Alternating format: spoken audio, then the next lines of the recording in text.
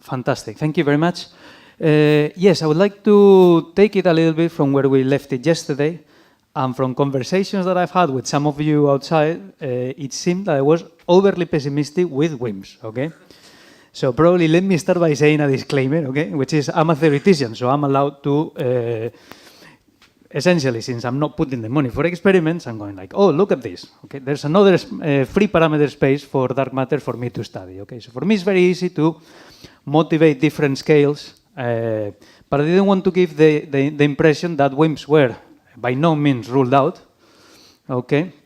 But I just wanted to make you, well, think that in principle, I mean, this idea that the universe is telling us, oh, the new physics is electroweak scale, that might not be true, okay? And today we are going to continue with that idea and trying to see some other ways in which, for example, we can construct dark matter, which is equally well motivated, with a different paradigm, okay? But by no means, if you're working on WIMPs, don't say, okay, I'm stopping this right now because you said that this was going nowhere, okay? So, coming back to my little roadmap, again, we talked a little bit about WIMPs yesterday, and today I'm going to just continue from there. And in particular, I wanted to, since I introduced the time evolution of the number density the other day and how you can derive it from first principles, if you want, or from the different particle realizations of your dark matter, I'm going to use that today to motivate a different kind of dark matter formation in the early universe, which is what we call freezing. All right? So, to do that, let's start with a different assumption, okay? Since we don't know what the dark matter is, and in principle, we can think of any possible scales, again, at this moment, being completely wild, why don't we think about a particle that has extremely weak interactions? Why extremely weak? Well, in principle, the only thing we know about dark matter is that it interacts gravitationally.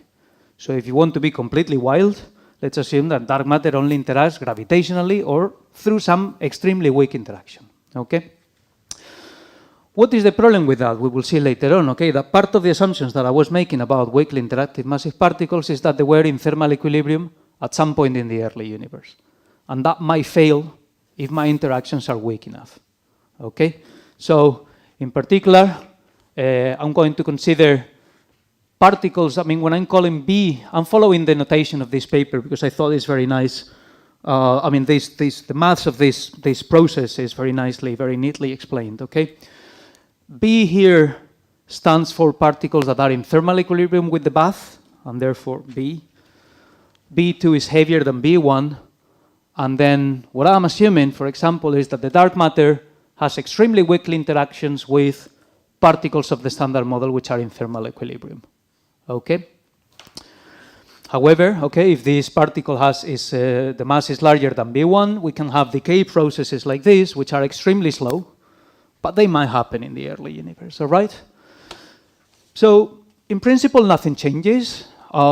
If you want to solve for the time evolution of the number density for this kind of particle, for the dark matter particle, the only thing that you have to do is exactly the same thing that we did yesterday, which is solve the associated equation. The left-hand side doesn't change. We are not changing the geometry of the universe, so we still have the time derivative of the number density plus a factor that depends on the actual geometry of our universe. Again, we are not changing that, so I have the usual 3hn term there, okay?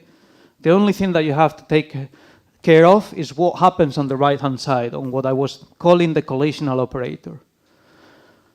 This encodes the particle physics, as I said yesterday, and in particular, this is going to encode any number-changing process that we have for dark matter creation, destruction, or whatever, okay? And in principle here, I could write diagrams, in principle again, as annihilation of dark matter particles into standard model particles, etc., okay? Notice, however, that for this case, again, if this is one of the fundamental vertices of your theory, you could still construct a tree-level annihilation of dark matter mediated by B1 or B2 into any of these particles, or any of the other lighter particles. The problem, for example, is going to be, or however, is going to be that if this coupling is very small, this coupling would appear twice, and this process would be doubly suppressed. And this is what I meant earlier by maybe your dark matter is not in thermal equilibrium with the bath. Okay? What happens then? Imagine, however, that the temperature of my universe in the beginning could be arbitrarily high. I can always go to a very high temperature in which these very slow processes are still in thermal equilibrium. So going back to the yield at equilibrium that I derived yesterday for massive particles or for relativistic particles on the left, what would happen is that this particle would decouple very early in the universe, and it is very likely that it would also result in a relic abundance which closes the universe, okay, which is greater than 1, okay, resulting in an omega which is greater than 1, okay, so inconsistent with the universe that we live in. This is a common problem, for example, with the formation of exotics that is resolved already by inflation, okay. Inflation is making sure that if this process happened at a very high temperature, after inflation took place, this is completely diluted, and the universe reheats at a temperature which is lower. So this is not going to happen in my case, okay, because that would be inconsistent. And actually what will happen is then, again, I would have a lower reheating temperature. The initial abundance of this particle would actually be 0. It would not be in thermal equilibrium, and that's the key point, okay? All this graph was showing yesterday was the equilibrium condition. But this particle starts with a very small abundance, essentially completely diluted, and it is not in thermal equilibrium. And actually, whatever processes of creation I have throughout the history of the universe, this particle is never going to reach thermal equilibrium. Okay? So it's a completely different premise, but in principle, why not? Right, so again, the only thing that you have to do is figure out what are the contributions to creating or destroying these particles. And like I said, just a simplified model could consist, for example, of this particle being produced in the case of heavier standard model particles through a very small coupling. What is the collisional operator in that case? Well, the only thing that we have to do is, again, calculate the matrix element for this corresponding process, and in principle, the inverse process as well. So notice here, for example, that I'm integrating to the direct process, which is B2 to B1 dark matter, and the inverse process, which would be B1 and the dark matter particle coalescing and giving me a B2. Okay? There's a sign difference because obviously one contributes to destruction and the other one of creation of dark matter particles. For each of them, I'm multiplying by the corresponding phase space factors. Okay, so sorry, the phase space distribution functions. Okay, so I have to make sure that I have enough phase space to create B1 and the dark matter particle here, and likewise, if I'm considering the inverse process, creating B2. And this is multiplied by the initial phase space distribution of B2 in this case, and B1 and X on this other case. Now again, if I don't have any dark matter in the beginning, my abundance of dark matter particles is going to be 0, so this second term is going to vanish, at least in the very early stages of the universe. So this calculation is actually much, much simpler than the case of a WIMP. So notice that this is the term, this is also the term that would give me the equilibrium condition. Okay, so again, this is another way to see that there's no equilibrium in this. The equilibrium is not reached by this kind of interactions. I'm using similar assumptions as in the calculation yesterday, which is the universe being so hot and the occupation numbers being so small. These terms are essentially 1. So I'm essentially just calculating the amplitude of this process and averaging on the, doing a thermal average on the initial conditions for B2. So instead of, in the case of the WIMP, we had a thermal average annihilation cross-section, here we're going to have a kind of thermal average of the decay of B2. Okay? Luckily here, as you can see, this right-hand side does not contain any term that depends on the dark matter particle. So this equation is actually very, very easy to solve. Okay, it's much simpler than before, and I can actually come up with an analytical formula that I'm showing you here. This is the yield. Remember that the yield is the comoving number density. So this is related to the abundance of dark matter particles, again, divided by the entropy density. Notice that this is proportional to the probability of this process taking place, which is the decay width of the B2 particle.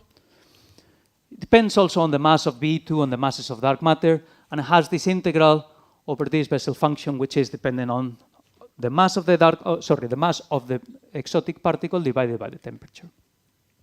But this is something that you can solve analytically, and this is not problematic. Okay, we're integrating from very early in the universe. X min is essentially related to the reheating temperature, but that doesn't matter that much because I'm assuming, I mean, if you solve this, it doesn't really matter that much because I'm assuming that the initial abundance is essentially 0. So if you solve this, you put this in mathematical, you solve it analytically, what you find is something of this kind, okay? You start in your early universe with essentially 0 dark matter particles, and gradually as the universe is expanding and cooling down, you're creating them through this very slow process of decay. They're never in thermal equilibrium, so they never, or it is very, very unlikely that they disappear through the inverse process. Unlike the case of the WIMP, this process stabilizes a little bit earlier in time. I mean, you can check in this integral before that the main contribution to the yield happens at around x of the order of 8, whereas WIMPs, remember my talk yesterday, stabilize more or less at around x of the order of 20. Okay, so it's a little bit earlier in time, but the main difference with the case of the WIMP is the behavior with the actual coupling. If I increase the coupling of my dark matter with the standard model particles, what I'm doing is that the decay process is much more likely to happen, and the resulting relic abundance is increasing.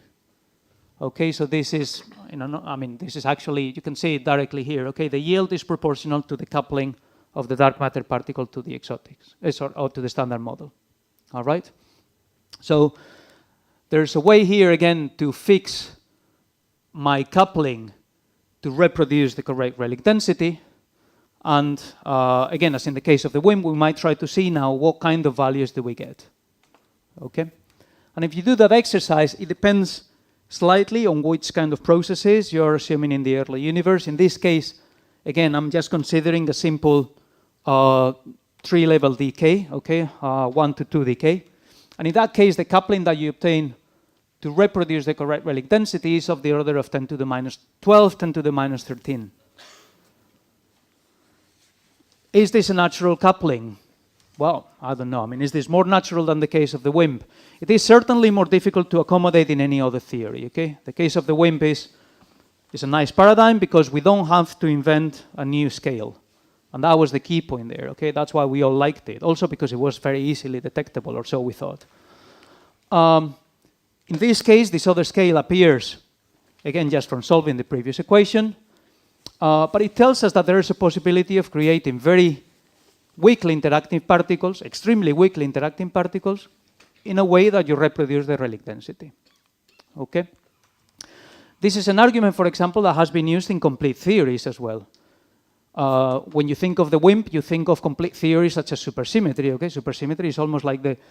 there was a time where we all knew for sure that the dark matter was a supersymmetric WIMP.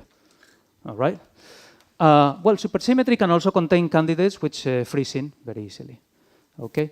The supersymmetric companion of the graviton, which is the gravitino, has gravitational scale interactions, and one of the ways of producing it would be through freezing conditions, for example. Okay?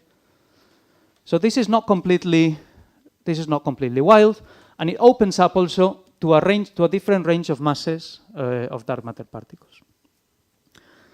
What is the challenge, obviously? Well, the challenge is that detecting a particle with such a weak interaction scale is very difficult. All right? Normally, freezing candidates can be observed. Some of those, or many of those, are not stable. Their lifetime is longer than the age of the universe, so they are stable within cosmological times. Okay? But they can still be decaying, for example, in the galactic center or in halos of other galaxies. Okay? So there's a way to look for them indirectly through their decay processes, which are, even if they are slow, they might still be happening today. Okay? So the reason I'm putting this example is also not because I'm completely sure that this is the model of the universe. It might not be. But mostly just to tell you again that, I mean, these days, you can accommodate it, again, that the particle physics is contained on the right-hand side of these equations, that if you're devising a new model, essentially you can work out the corresponding collisional operator and work out the conditions under which your model reproduces the correct relic abundance. That's more or less the way to proceed, okay? And that there might be more ways to solve this than the actual WIMP paradigm. Actually, there was also, coming back just for a minute to supersymmetry, okay? The fact that in the same theory you can have candidates that freeze out and freeze in might also give a very interesting interplay between both processes, okay? And just for a minute, I'm going to ask you to consider this completely, I was going to say completely wild case, but maybe it's not that wild, okay? Imagine that you have a theory in which you have a canonical WIMP, a dark matter particle that decouples at some point, it freezes out, abandons the equilibrium distribution, and then it stays, in principle, until today with the yield that it froze out with. This again could correspond to a supersymmetric WIMP if you're so inclined. The same theory might contain particles that are produced by freezing mechanism, okay? It might contain a sector that is extremely weakly interacting. And in this case, again, coming back to the idea of supersymmetry, this could be a gravitino. The gravitino would be produced very slowly, a particle with gravitational interactions. It would always be decoupled from the plasma, okay? It's never in equilibrium. And its relic abundance would stabilize at some point in the universe. Now, I mentioned earlier that this particle is not stable. If we want it to be the dark matter, we want it to live until today. But this particle may also decay even before Big Bang nucleosynthesis. Some of these particles may have a lifetime of the order of 1 second. 1 second in this process is actually a lot. But 1 second is still before Big Bang nucleosynthesis, so I'm mostly safe from any cosmological implications. If this particle B2 decays into my WIMP dark matter and another standard model particle, what happens is that some of the, or most of the relic abundance from this particle is going to be transferred to that of the WIMP, for example, okay? So what I'm saying here is that you can have less canonical cosmological histories, okay, for the abundance of your dark matter, okay? In that case, for example, you may have that this particle completely washes out and you get a non-thermal contribution to the abundance of the dark matter of your WIMP, okay? So in general, what you have is that to calculate the relic density for some of the particles, you need a thermal and a non-thermal contribution. All right? This, back in the time, was also used to fix some of the problems that we had with WIMPs reproducing the correct relic density in some particular models. Okay?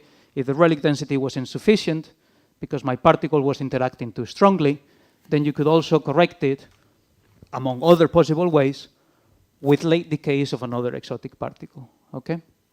So again, don't take this as I believe that this is the model of the universe, but again, just as possibilities that may happen when you include different particle models in your theory, okay? Or in your description of dark matter.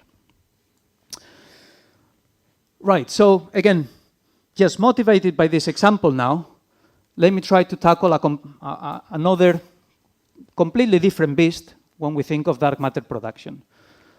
And these are the actions, okay?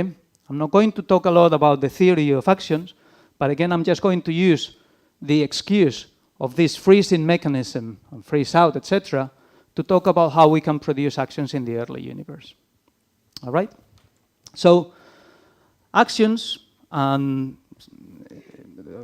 similar to other dark matter particles, okay, they were not proposed to be a dark matter solution from the very beginning, okay? Actions were proposed for the only purpose of solving the so-called strong CP problem, which is explaining why this term in the general Lagrangian of QCD is extremely small, okay? In principle, I can write this term here with GDO, and however, this parameter, which in principle, if you're thinking of naturalness a la 't Hooft, should be a further one, it is very constrained by the neutron EDM. And in particular, notice that instead of order 1, this has to be smaller than 10 to the minus 10. This is not very satisfactory if you're looking for a natural theory.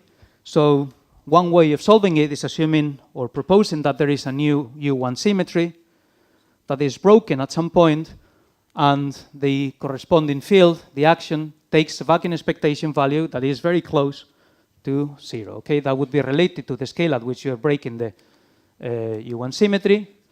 This is the so-called Pezzi-Quinn symmetry. Okay, and again, you would explain the smallness of this parameter dynamically with a new action field. In order to do that, the coupling of the action to standard model particles is very small. Okay, so we're talking here, Fa is the, I'm going to relate it to the scale of the action, okay? And is of this parameter here is of order 1, so 10 to the minus 12, okay? Fa is of order 10 to the 12, the scale of the action, so this tells you more or less that the interactions of the actions with standard model particles, again, happen very rarely. The action mass in these models is also related to the action decay constant.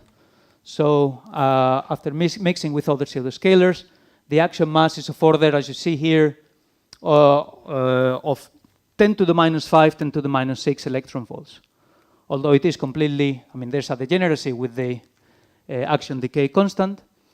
And, well, in principle, you can have a very wide range, okay? But for the range of parameters that I'm going to be concentrated in, which is where the action is a dark matter candidate, this is of the order of 10 to the minus 5 electron volts.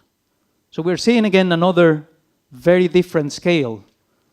We are not now in the GeV or 100 GeV range. We've now gone to extremely light and extremely light particle, okay?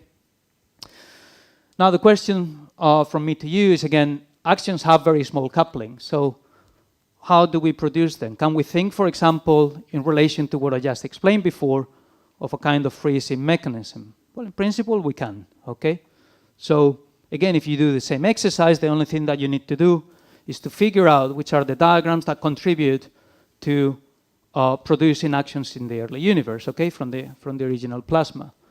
And here are some processes that you might think of. For example, you can produce action through scattering of quarks and gluons, if we are, for example, talking before color confinement, or from pi interactions at lower temperatures. And these are processes that have been considered. The only problem here is that the actions that you're producing, they're relativistic. I mean, you can also do the calculations. And in principle, we are constrained, again, by the number of relativistic degrees of freedom before BBN, all right? So the fact that we have, I mean, our relativistic number of degrees of freedom, again, expressed in the number of effective neutrino families, is of order 3.15, and this implies that the mass of the action necessarily at least has to be smaller than 0.5 electron volts.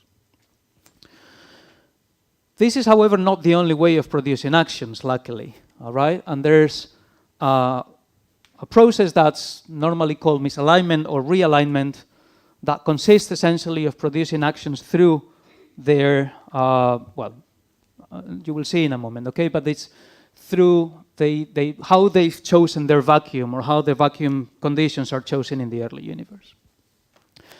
Imagine that we are at a temperature which is higher than this U1, or the scale before the U1 Pezzi-Quinn symmetry breaks, okay?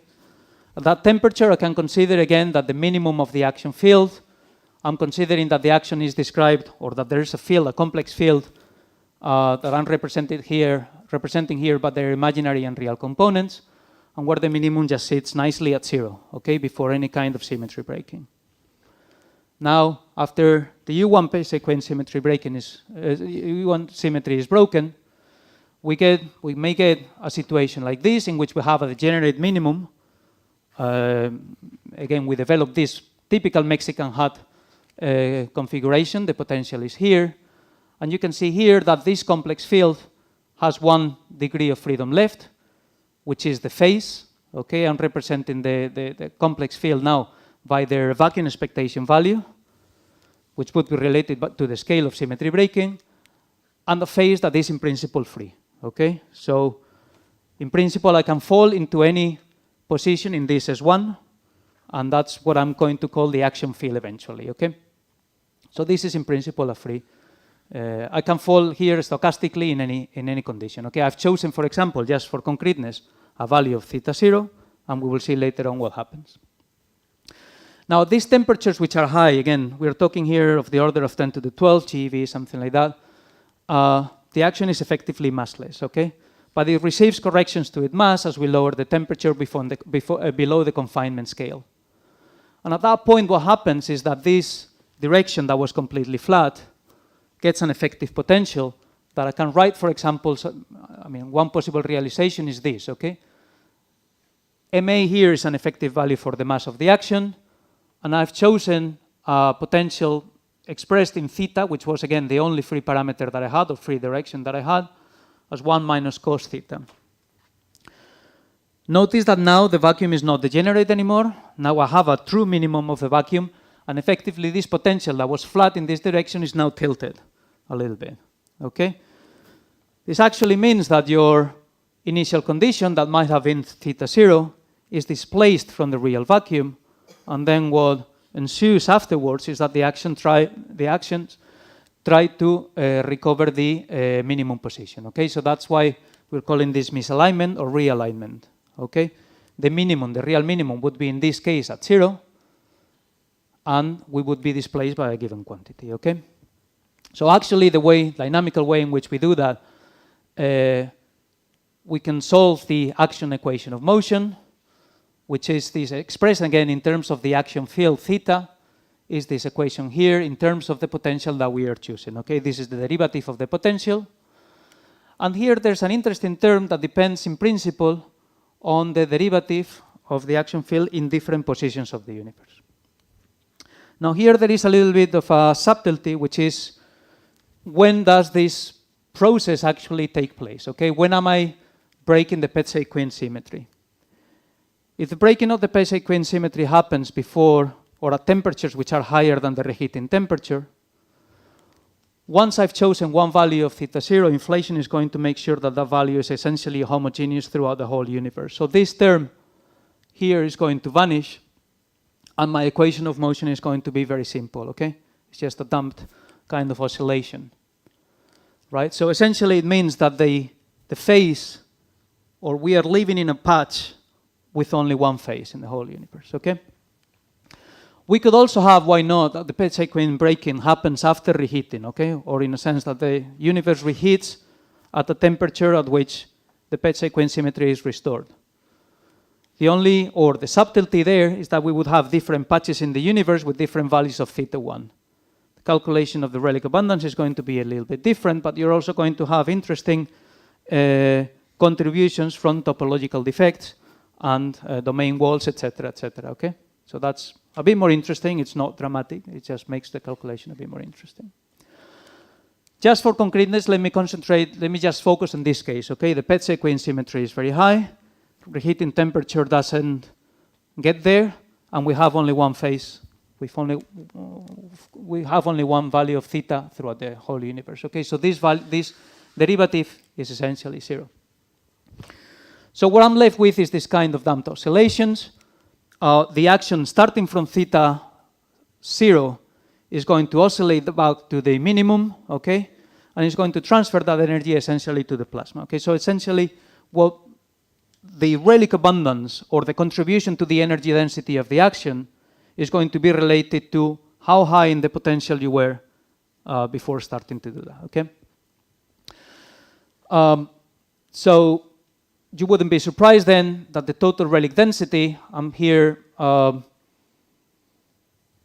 just expressing it in terms of the energy density, okay? I think you would be familiar with this, for example, for any oscillator. And we can take the condition, for example, at the maximum, where the relic density, where the energy density would just be related to the coupling to the action decay constant, the mass of the action, and again, the value of the initial value of the displacement that you're starting with. The resulting relic density is essentially this, just divided by the mass, and it is again related to the action decay constant. So you see here that the values that I was telling you earlier, okay, they are kind of natural values for which you recover omega h squared of the order of 0.1. So this is telling me that if the value of the initial displacement is of order 1, remember that this is a completely stochastic quantity, okay? So again, by naturalist argument, if you want, this should be of order 1. Then the proper value for the action scale is of order 10 to the 12, approximately, okay? And because of the relation that I showed earlier, this implies masses of the action of order 10 to the minus 5 electron volts. You may also argue, okay, that this the initial value could be very small, arbitrarily small, all right? But that's, that would be a bit strange, okay? But anyway, I mean, this is not, it's completely impossible. If you're in the other condition, okay, in which the Peccei-Quinn scale is smaller than the reheating temperature, you would have here a contribution from an average of values of theta throughout the entire universe, and you would also have non-thermal contributions from domain walls, etc. Okay, so you will have to add some other contributions there. Right, so again, the reason I'm showing this, I think actions are fantastic, actually. They're just more difficult to observe. Again, the reason being that the coupling constant is extremely small. Not sure if, again, Trace is going to cover this next week, but I just wanted to give you a glimpse of the action, the QCD action parameter space with the different searches. All right? This yellow line here corresponds to various realizations of the action. And again, you can see that this is relating the action decay constant, which is proportional here to the action coupling to photons with the action mass. Okay? So again, this relation, I've only got one free parameter in principle, okay? And my action models in principle fall along this line. 10 to the minus 5, just so that you get an idea, is about here. And all these other colored areas correspond to different ways to look for actions that have so far been unsuccessful in finding them, okay? You wouldn't be surprised that we're looking for actions mostly where they can also be the dark matter. There are future experiments that are going to cover this parameter space much better, okay? Something that I find very interesting here is that we have a very nice combination of astrophysical searches, laboratory searches, and very imaginative ways in which we can look for actions, okay? In particular, many of these are based on the fact that actions couple to photons, and we can undergo, for example, the conversion of a photon into an action in a magnetic field, okay? Something that's called Primakov conversion, okay? This can have interesting effects, and in particular, if this takes place inside stellar objects, it can contribute to cooling of these objects. So many of these bounds, particularly the solar bounds, global clusters and all of this, supernova, okay, they correspond to limits on the action coupling so that they are not overproduced inside these stellar objects, and then they completely cool down these objects, okay? So what they exclude is they put an upper bound on the coupling of the action to the photon. Regarding searches, you can look for actions in the opposite way. If an action is coming to your experiment, you can try to convert it into a photon in the presence of a magnetic field. And that's for example, the working hypothesis for helioscopes, such as CAST, okay, and the future IAC, okay? And finally, you can combine both processes and try to produce actions in the laboratory by shooting photons inside a strong magnetic field, converting them into actions, making them travel through a wall, just to make sure that you're blocking all the visible photons, and then reconverting it on the right-hand side onto another action in a magnetic field. These experiments, which are fantastic, are the so-called light shining through the wall, which is probably, we won't come up with a better name for that. And the problem there, obviously, is that you're doing this action conversion twice. So they're extremely complicated too. But again, you have more control conditions because you can turn that off and on. Okay, so the backgrounds are very controlled. You just have to make sure that you have two intense magnetic fields on the sides and a strong laser source as well. Okay, so people are using, for example, old magnets or decommissioned magnets from colliders. Okay. Again, I mean, I think that these are in terms of naturalness, if you want, I think that these are equally well motivated as WIMPs. Again, they solve something else other than the dark matter problem, and I think that that's particularly nice.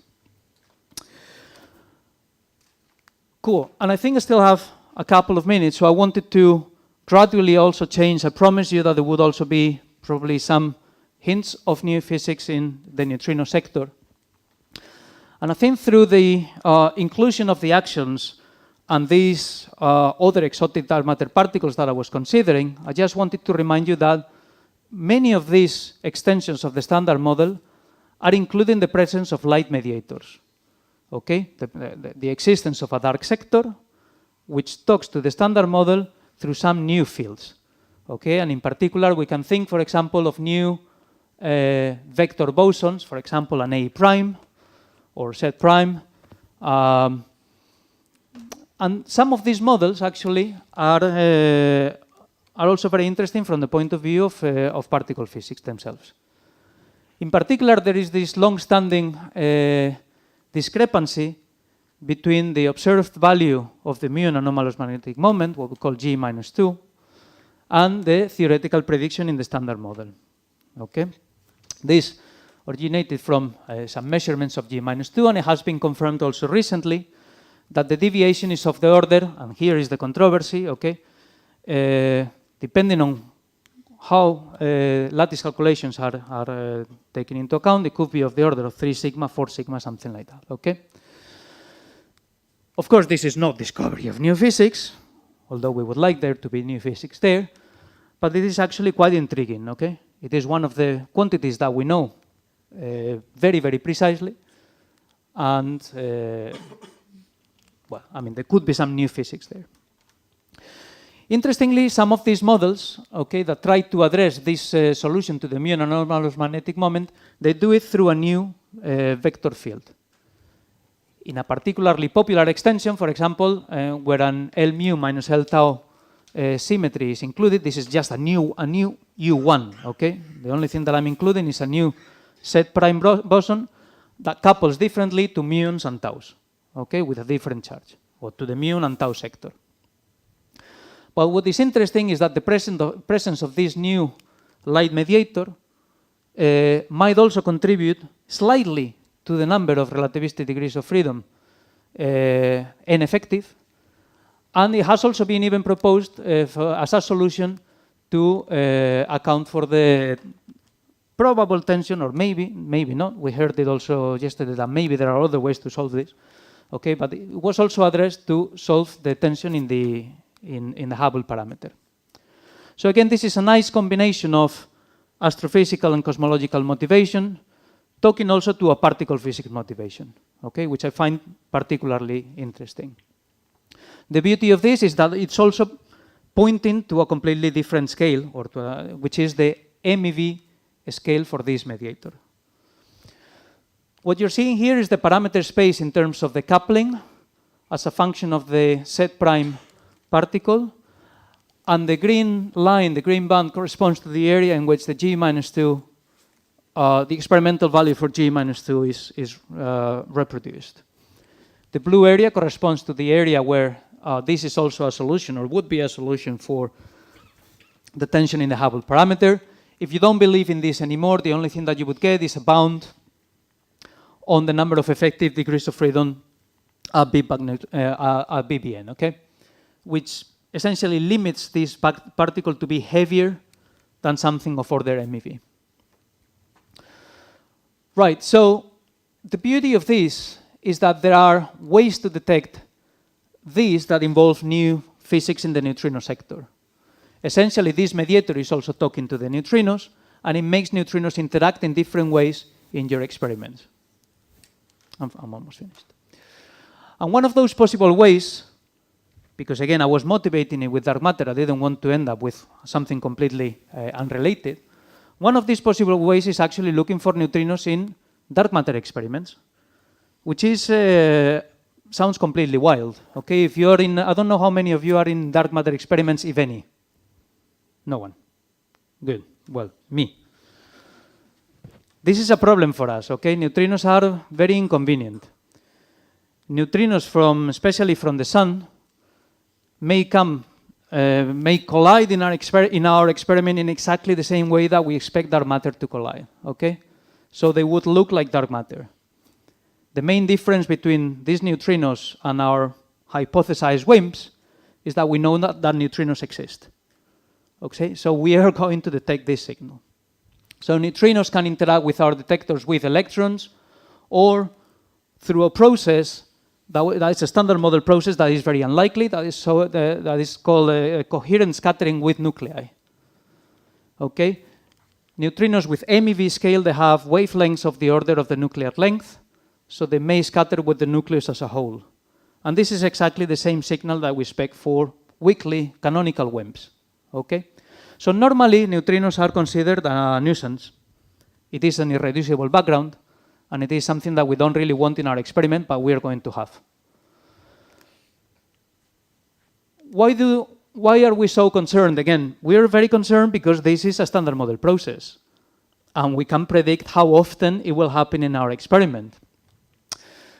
The rate of neutrinos in our experiment is simply integrating the scattering cross-section of neutrinos, either with electrons or with nuclei, to the possible fluxes of neutrinos. I'm going to focus mostly on solar neutrinos and integrating on the energies in our experiment. I don't want you to get completely confused by this. These are absolutely standard model processes. Neutrino-electron scattering is described by this scattering cross-section. There's nothing of new physics here. Coherent scattering of neutrinos is just this equation. There's also no new physics here. But if you're familiar with dark matter scattering, you find the same form factors, and everything looks exactly the same. These are the fluxes of neutrinos from different sources as a function of the energy. I mentioned earlier that MEV neutrinos are particularly pernicious because they have the wavelength or the associated wavelength of a nucleus. And we've got a vast flux of solar neutrinos which are sitting here, okay, from different ways of producing neutrinos in the sun, either through the PP chain or, there are fluxes like boronate neutrinos which can reach up to tens of MeV or so. And the problem is that when we calculate the expected spectrum for these objects, the only thing that I'm doing here is integrating those fluxes for a germanium detector. And what you see is that the expected spectrum, which is this one, this line, for example, for a boronate neutrino, I'm going to superimpose here what is the spectrum that we expect for dark matter, and it is just that.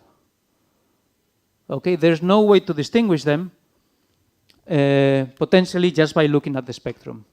And these have, in principle, okay, since you cannot distinguish them, it's been argued that neutrinos can constitute a floor that limits the performance of our direct detection experiments.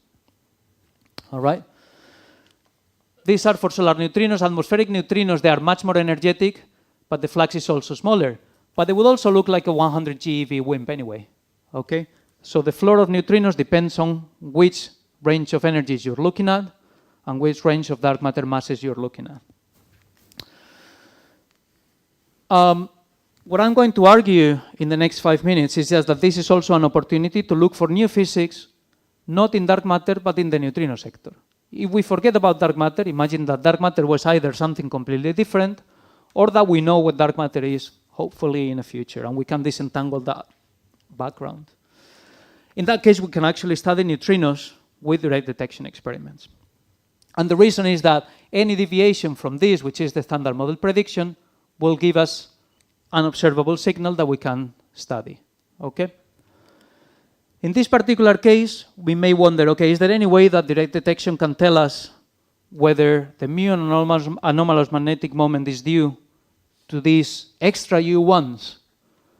And in principle, there is, and that's actually very interesting. Again, okay, through the study of the solar flux of neutrinos, and here it's interesting that solar neutrinos, what we observe, even if they are produced originally in the original chain as electron neutrinos, through neutrino oscillation in medium, we are going to detect them as electron, muon, and tau neutrinos. So we have a unique opportunity to test new physics interaction in the electron, muon, and tau neutrinos. I'm going to probably just finish here because I'm mostly running out of time. But this is the same parameter space that I showed earlier, only a little bit busier. The green line is again the solution to the muon anomalous magnetic moment in terms of this new set prime.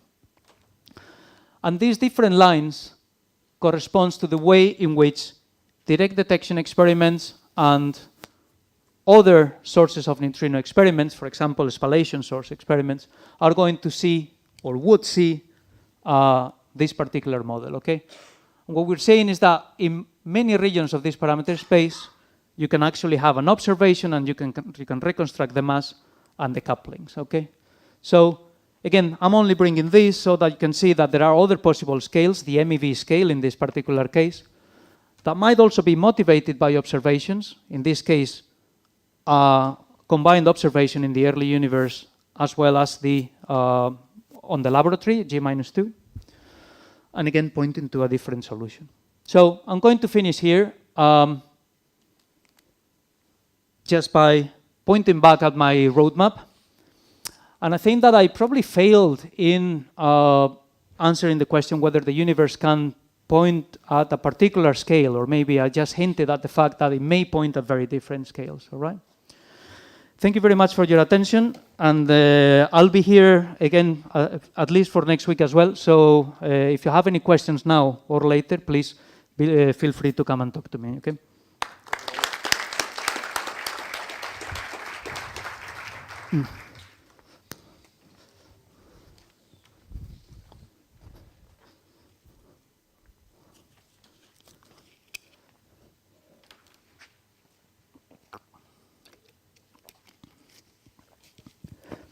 Hi, David. Thanks for the very nice talk.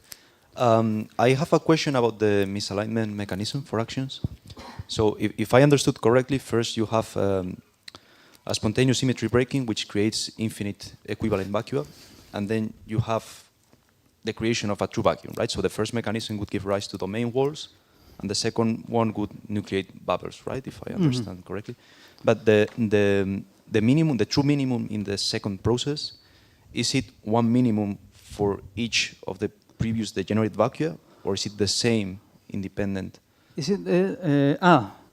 No, I think it would be the same. I mean, you mean the potential would be just, as far as I understand, okay, and I may be wrong, but I think it's just you would be starting from different initial positions. I mean, if you're in different patches of the universe, your theta 0 would be different, and they would be rejoining the true minimum in different ways. I think that's the idea. Right. So even if the symmetry breaking, the first symmetry breaking had occurred after inflation, and we had like many domain walls, they would reconverge into what true vacuum through bubble nucleation, right? That's more or less the idea. think that's the case. I might be wrong, but I think that's the case. I mean, there might be, as far as I understand, okay, there might be also multiple vacua there, but I think, yeah. I mean, in that, for example, that particular potential, that would be only one vacuum. Yes. Okay. Thanks very much.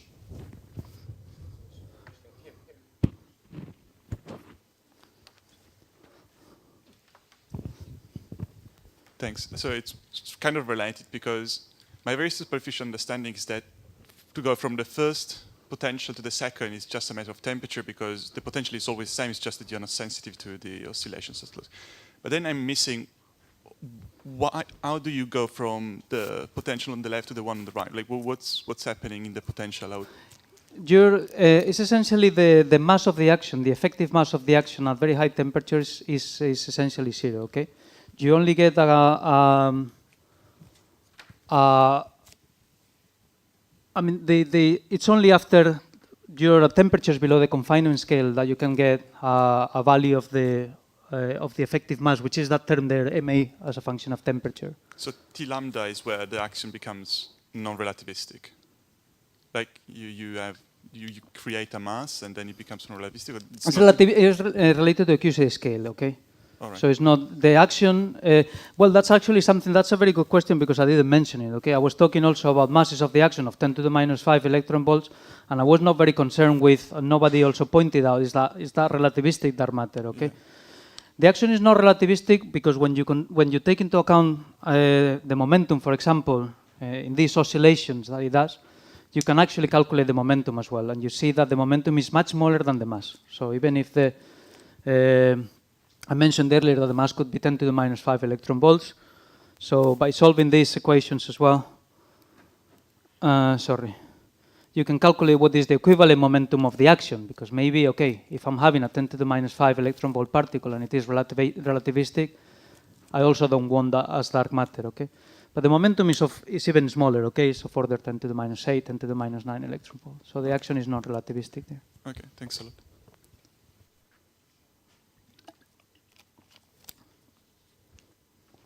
Yeah, hello.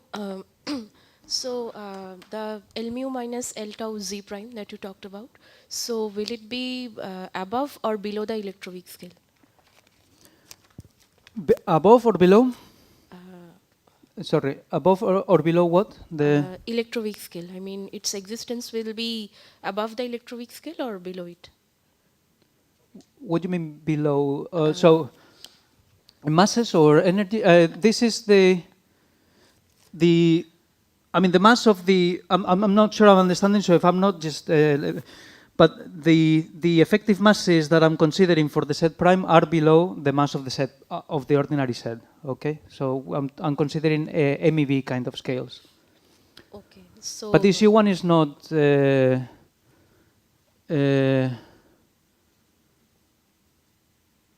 Sorry, I'm not sure I'm answering that question, but.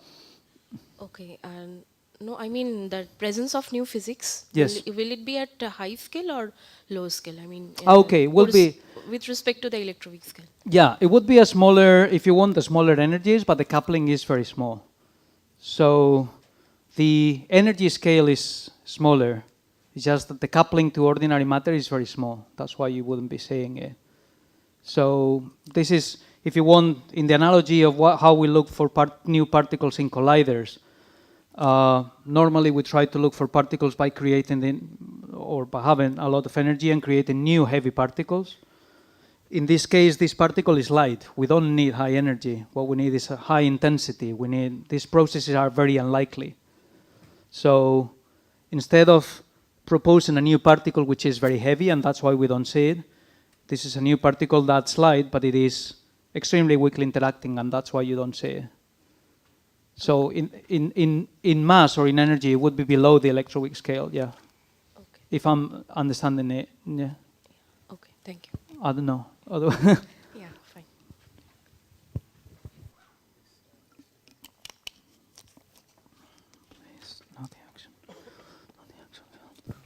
Thanks.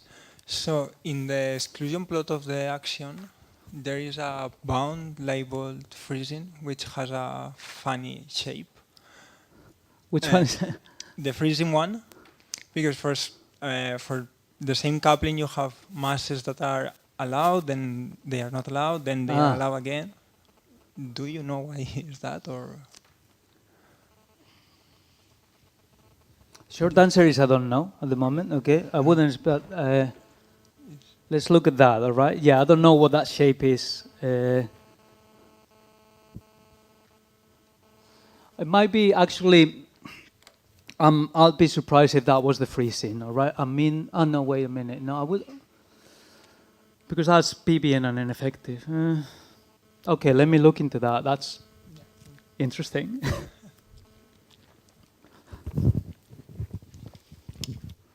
Why is that? Thanks for the talk. I am interested if there is such a possibility that you produce non-relativistic axions via this misalignment mechanism, and then they get heated by plasma by interaction with photons, for instance, and become relativistic, and like you get constraints from an effective and so on. Like, is there such are there constraints from this situation? Okay, I mean, I don't know if there are constraints like that, but again, I would expect that the smallness of the coupling of the actions would prevent that from happening, or in a sense that if there are constraints, they should be above a given line here. Okay, what you're saying would require that the action coupling to photons is large enough. Okay. So I would expect that if you can draw a line, I mean, and you should be able to do that, that would correspond to a line above a certain scale. Okay, I don't know where you would put it, but it would be a lower bound on the action coupling to photons. Yeah. Okay, thank you.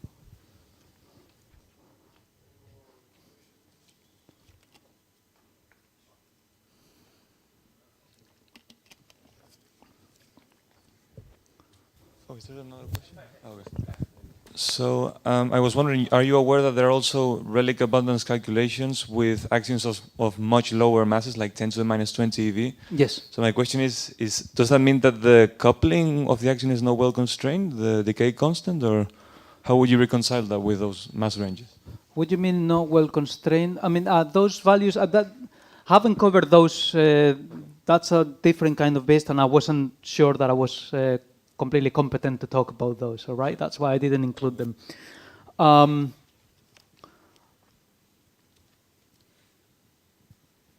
don't understand by well constrained, what do you mean? I mean, yes, you can do that. Because you can have a misalignment mechanism with axions of about 10 to the minus 20 eV and reproduce the relic abundance of dark matter, right? So yeah, I'm not sure how you do it there, okay? So if you want to do it with this premise that I was showing there, the only way to do that would be arguing that you're starting with a value of θ1 which is arbitrarily small.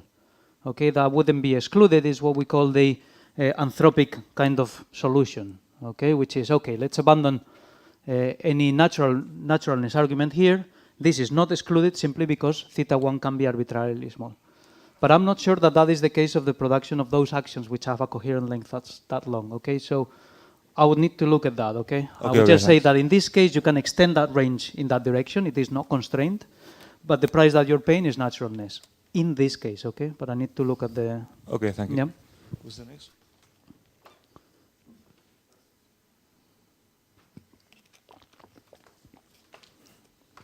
Thank you very much. I have a question about, like, you have gone through, okay, what if it's actions, what if it's something else? But if, for example, like this is like 30% of the matter of the universe, or energy content of the universe, right? Even more, like if it's only matter. And baryons are like super wide range of things. Like a mixture of these things will actually alleviate some of these constraints, or how will it impact thinking that, okay, maybe it's actions and WIMPs and something else? Yeah. No, I mean, that kind of multi-component dark matter is interesting, and the motivation is exactly what you said, right? The visible sector is much richer than just one particle. That's one possibility, all right? It makes our life as experimentalists much harder, because if there is only half the amount of WIMPs, then they are twice as difficult to observe, all right? So that's why they are a little bit more unpopular, all right? The other reason that I would argue, if you want naturalness, is, okay, if I have a natural way of explaining that one candidate has the right relic density, coming up with a natural condition for two candidates is a little bit more complicated. But again, that shouldn't be a, I mean, that's not a complaint on my side, all right? I'm just saying that if you have to invoke a WIMP argument to explain that they make up for 50% of the universe and then the action for another 50%, all right? But again, that in principle should be, it's a possibility, all right? The only thing it's that, yeah, I mean, it makes our life as experimentalists very hard. Let me just also finish, since you mentioned also how complicated is the observable sector, if you want, okay? There's a mechanism that I didn't mention, okay? That's actually related to how baryons are formed, okay? There's also the possibility that dark matter formed in any kind of asymmetric process, such as baryogenesis. All right, so there you go, another way of producing dark matter. And finally, also just as a reflection, you're saying, okay, the visible sector is very complicated. Yet you look around and you see that most of the ordinary matter is in the shape of only three, it's in the form of only three particles, out of which the electron doesn't contribute to the match that mass. So it's only protons and neutrons, right? So yeah, I mean, the hidden sector might be more complicated. I will find it well, I don't know. I mean, yeah, I mean, it could be, right? I'm just saying that it would be, you would have to fit 2 mechanisms to give you 50% or more. But yeah, I mean, there are also models with multi-component dark matter and also composite dark matter. And yeah, people have thought of many ways of doing that. Thank you. Probably, yeah.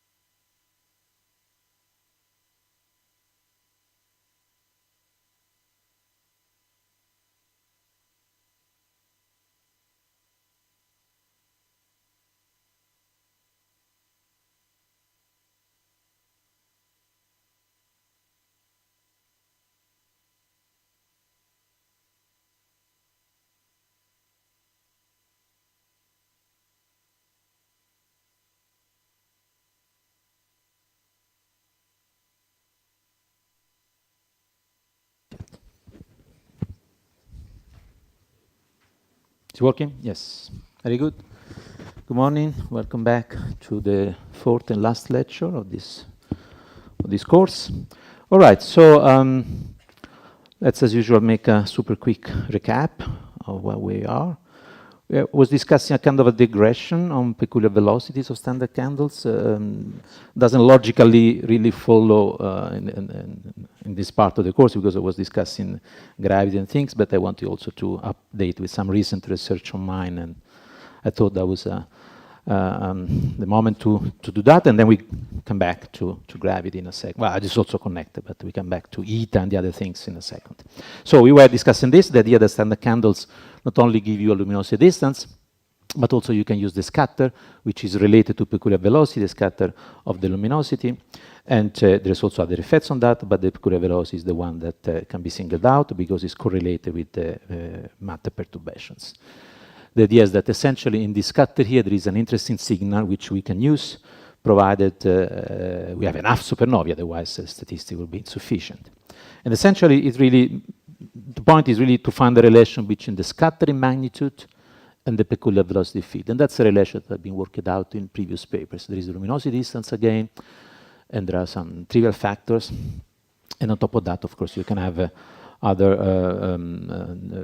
part of the noise, which, however, will not be correlated to matter perturbation. So the idea is simply that observing a scatter is like observing the peculiar velocity of a standard candle. It has to be a standard candle, otherwise it could have a magnitude totally independent of the distance. Right, so what is the variance in V? Well, you can write it down easily. There is a scattering magnitude, the one you observe, sigma. There's a conversion factor, and then you can add here a nonlinear term, which is another part of noise, linear or nonlinear, with some part of noise which is not correlated with perturbation, and that will act as an extra noise on top of it, on top of the one we want to observe. So the whole point now is that's where we essentially left last time. And the whole point now is that the peculiar velocity field is correlated with the density contrast. If there's a density contrast which is positive, objects tend to follow them. If it's negative, objects tend to go away from that. And that's what we want to use. In practice, in the linear regime, at least, you can extend this to nonlinearity, mild nonlinearities. But in the linear regime, you can use the usual continuity equation that we've seen written down in many lectures, which is essentially a relation between, can be rewritten as a relation between velocity, but you have to single out the velocity along the line of sight, is the only one that matters, and the density contrast. And if you do so, just take in your normal continuity equation, except written a slightly different way, but the content is identical. If you do so, you will notice that you get, beside trivial factor, geometric factor, like the wavelength k, the redshift, and the line of sight angle, you get a factor of h and a factor of beta. And beta is the well-known redshift distortion quantity, growth divided bias, which seems that tell you that you cannot disentangle this from that. You always get a factor, which is correct, but beta can be obtained in different ways from the redshift distortion of the power spectrum. So the whole idea is that now you have another field, another observable, random field, which is the velocity along the line of sight. And then you can write, if you have a large number of supernovae, you can write a normal power spectrum, which is the one we have seen many times, except now there is an extra smoothing factor, which I will not discuss in detail, but it's essentially the same spectrum we have seen many times during the lectures, I think in particular Matteo and I guess Fabio as well. And, but now you have an extra field, so you have a VV correlation, VV power spectrum, it's the power spectrum of velocity, and a correlation delta V. And now you see there is H and beta everywhere, which means there's plenty of information. You can disentangle finally H and beta. Plus there is some smoothing factor, which I don't need to discuss in particular. And this has been worked out by several authors, and we have our own take recently. So we introduce a 3x2 covariance matrix, which don't get confused, is different from a similar 3x2, which people normally used to refer to lensing and clustering. This is another 3x2, is velocity and clustering. Written in some mysterious symbolic way, but it's just a correlation matrix. So there are two fields, and therefore there are symmetric, therefore there are three quantities, delta delta, VV, and delta V. So that's the information we have there. And now, since I like to see, as you have seen during my lectures, I always like to go for the model-independent things, which means before going and using all the parameters of our beloved theories, let's see if we can say things without parameterizing things as much as we can, as much as is possible. It doesn't necessarily is possible the way through, but let's see how far we can go. So if I take that system of correlations, and then I go and check exactly what is there, I can realize that everything depends on the following parameters: on the distance, on the expansion rate, on this distortion factor beta, on two smoothing, velocity smoothing, which I can take it to be fixed.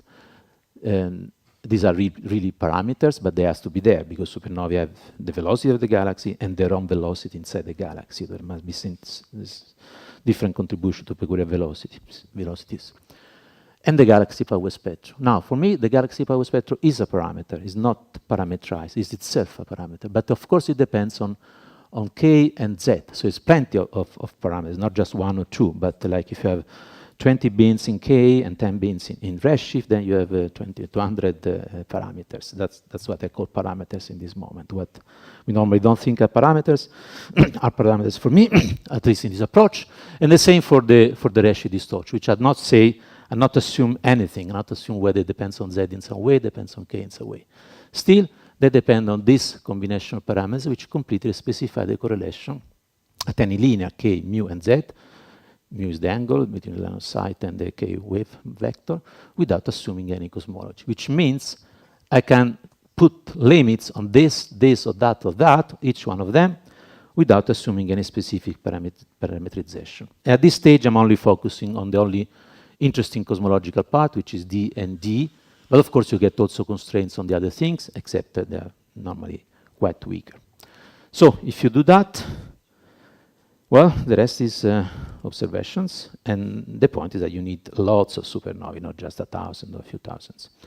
But still, this program is feasible in principle, because in the next decades, we will have possibly hundreds of thousands of supernovae from the Vera Rubin Observatory.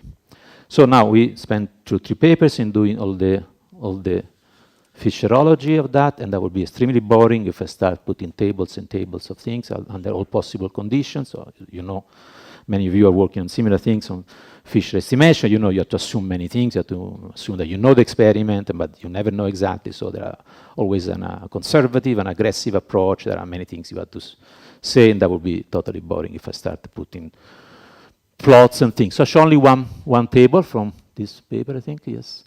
In an aggressive case in which LST produce around more than 100,000, maybe up to 1 million supernovae, which is quite optimistic, I would say, but 100,000 is definitively within reach, then you can get errors in bins, so of H in particular, is just H, down to 3% or so. And that will be completely model independent, doesn't assume anything, which means once you give this and you produce this H estimate and you give people the correlation between the data point, everybody can just take that and then parameterize. So I can take these results, use my preferred model, and then obtain all the parameters I want. So it's a kind of way to make a data analysis in the most agnostic possible way. And then once you have this, you are totally free and invited to use that to make the constraints on your own thing. So you can think of this as a way to answer a question: what is the expansion rate of the universe, regardless of whether assuming modified gravity or a lambda CDM or something? Or you can take this as a way to make a good data analysis, which is almost agnostic, and then give this to people that want to go beyond that. You can essentially use this approach in two ways. All right, so that's the end of my digression on peculiar velocities. And now I go back to gravity. So I will do something similar, and again, will not bother me and you in particular with many tables, but the idea is that at the end there will be a big Fisher matrix, and you have to extract all the results. Of course, you can also do better than Fisher matrix. You can do sample the likelihood in a better way, but that's not particularly important. I'm really restricting myself to the proof of principle. All right, so we were left with the idea that we want to observe this, because it's a very interesting quantity, because that can be related. There was also the other quantity, y, but you'll see play a lesser role. And remember, there was two functions that define modified gravity at the linear level. And one of them is particularly important, it's the anisotropic stress. And there's an equation which I like, but is not very much discussed, I think, in many textbooks. What is the velocity of a particle, of a test particle, in general, in a linear gravity, when you have a metric like the one, no, it's not here. Well, you remember the metric which contains two potential, phi and psi. Well, it can be written in this way, in full in Minkowski. I just want to point out the dependence on phi and psi. And now you see that this is the velocity of a test particle, and you see that for small velocities, only psi survives, because this v squared becomes negligible, so a test particle is only sensitive to psi for small velocity, but for relativistic velocity, actually it's psi minus phi that comes into play. So this is a neat way to show how our sensitivity to phi and psi, the two potential of the most general linear scalar perturbed metric, depend on which particle, which test particle you use, whether they're relativistic or not relativistic. Do we have such a thing in cosmology? Fortunately, yes. Galaxies are not relativistic particles. Light is a relativistic particle. So the motion of galaxies depends only on one potential, on psi, and this is often written in terms of this equation for the density contrast. So clustering of galaxies is using non-relativistic test particles to test gravity. While light, now this is expressed in a very symbolic way, the distortion of light is proportional to the derivative of the lensing potential. And light or lensing of galaxies is a way to prove is a way to use non-relativistic particles to test gravity. So we have two different ways of observing the universe. We are very lucky, because without this possibility, it would be impossible to measure at the same time phi and psi on cosmological scales. Now, why the other function, if you remember the one that modifies Poisson equation, which I like to call y to remind myself that is Yukawa, but most people call it mu. Sorry, I insist on my terminology. Maybe I should update it. So I think it's been called mu in other talks. And these are the usual continuity, Euler and Poisson equation, the sub-horizon limit, and there is this modification, which is y or mu or y times eta. They're all the same. Now, this can be written in a single equation, which takes this form. It's the same as we shown a moment ago. And now there is this correction here. Some people even call it G effective. It's all the same. And prime here is just derivative with respect to logarithm. So I write it down this week just to tell you that it's nothing special. It's just a combination of the usual Euler continuity equation. It's nothing new, except for this modification of the Poisson term. I will use it in a moment. So just to write down and justify an equation that I need to use in a moment. All right, so I say that we can use clustering, right? But clustering means using the density contrast, the power spectrum, and this defines fluctuations in space, the power spectrum as a generic function of k and z. However, and that defines the matter power spectrum. However, we don't see matter, we see galaxies, so we have to introduce at least, at the linear level, at least a bias, which if we want to keep being agnostic, this bias will depend in general on k and z. So we actually say this and not that. And not only this, as I mentioned already, we actually see that multiply a distortion factor, redshift distortion factor. So what we see is galaxy power spectrum redshift space. And we have some theory about this, some indication about this, but we observe this. And this G, just to make explicit that there is a growth factor. So this is just the initial value. Otherwise, you can call all of this power spectrum and Z. I don't think I have to rediscuss what the redshift distortion is. Let's see. Where am I? Yes, there. But just to say in one cartoon, in real space, you have, imagine a circle of galaxies, they all move with some recession velocity, they're relatively nearby, so you can just assume they all move with the same recession velocity, which is the red line. But they have some peculiar velocity, which is in the linear regime, should be directed toward the center. So actually what you observe is the algebraic combination between the various arrows you see there. And once you do so, and you use, what is it? And you use Hubble law to attribute distances, then you will discover that a perfect circle is actually squeezed in this way. So redshift space squeezes and makes an anisotropic version of your originally isotropic power spectrum. So just because of this, we should expect that redshift distortion introduces an angular dependence in your power spectrum, where originally there was no one, because we assumed to be our universe to be statistically isotropic. So that's the explanation, but it's just to justify this factor here, why this distorts and particularly introduce a mu dependence or a mu or cosine theta dependence somewhere in which we, even if we started with a completely statistically isotropic universe. Now, there are many factors here, right? Some of them are interesting, like the growth and the this is the growth and this is the growth rate. Did I define F? Okay, I'm not sure if I define F, but F is just the growth rate. I'm sure other speakers also define it, but just to be sure.